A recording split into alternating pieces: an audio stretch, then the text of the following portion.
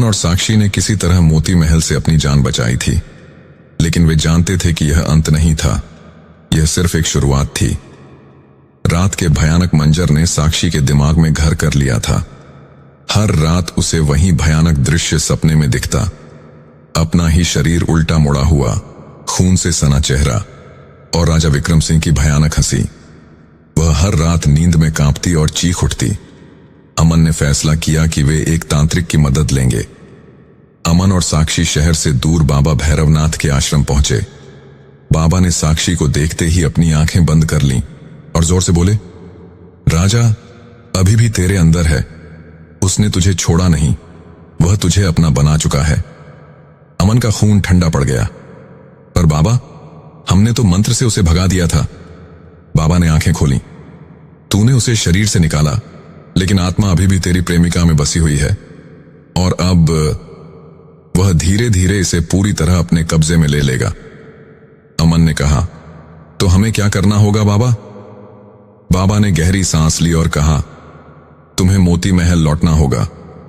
वहां राजा की आत्मा को हमेशा के लिए मुक्त करना होगा, वरना अगला शिकार कोई और होगा। अमन और साक्षी के दिलों में खौफ समा गया। वे कभी दोबारा उस जगह नहीं जाना चाहते थे, लेकिन अब उनके पास कोई और रास्ता नहीं था। रात के अंधेरे में अमन और साक्षी फिर से मोती महल पहुंचे। चारों ओर सन्नाटा था। रिसॉर्ट अब पूरी तरह बंद हो चुका था। अंदर घुसते ही महल के दरवाजे अपने आप जोर से बंद हो गए। तभी अचानक साक्षी की आंखें फिर से सफेद हो गईं। उसका शरीर अकड़ने लगा।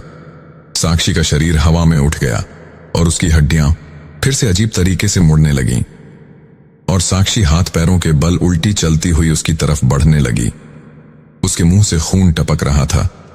महल की दीवारों पर जलती हुई आग की आकृतियां बनने लगीं।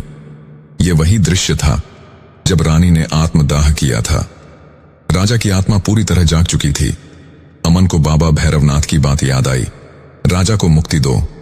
तभी अमन की नजर महल के बीचों बीच बने अग्निकुंड पर पड़ी, जहां रानी ने आत्महत्या की थी। अमन ने हिम्मत जुटाई। वह झपटकर मंत्रों से भरी हुई राख उठाता है जो बाबा ने उसे दी थी, और जोर से राजा की आत्मा पर फेंक देता है। साक्षी के शरीर से एक भयानक चीख निकलती है। राजा की आत्मा दर्द में तड़पने लगती है। अमन ने तुरंत साक्षी को अग्निकुंड के पास ले जाकर उसे जमीन पर गिरा दिया। साक्षी की सफेद आंखें अचानक साफ होने लगीं। वह धीरे धीरे उठी। मैं अब तुम्हारी नहीं हूं, राजा विक्रम सिंह। साक्षी ने खुद को अग्निकुंड की तरफ धकेल दिया। राजा की आत्मा ने जोर से चीख मारी।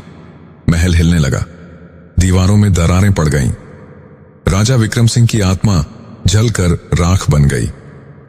अमन ने साक्षी को पकड़ लिया और दोनों महल से बाहर भागे।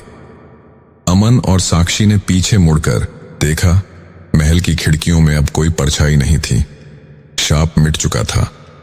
अमन और साक्षी हमेशा के लिए उस जगह को छोड़कर कहीं दूर चले गए। कई वर्षों बाद मोती महल को एक सुंदर टूरिस्ट पैलेस में बदल दिया गया। अब वहां रोज पर्यटक आते, महल की भव्यता निहारते और राजा रानी की ऐतिहासिक कहानियां सुनते। पर कोई भी अजीब घटना दोबारा नहीं घटी। जहां कभी चीखों की गूंज थी, वहां अब पर्यटकों की हंसी सुनाई देती थी। श्रापित मोती महल अब इतिहास बन चुका था।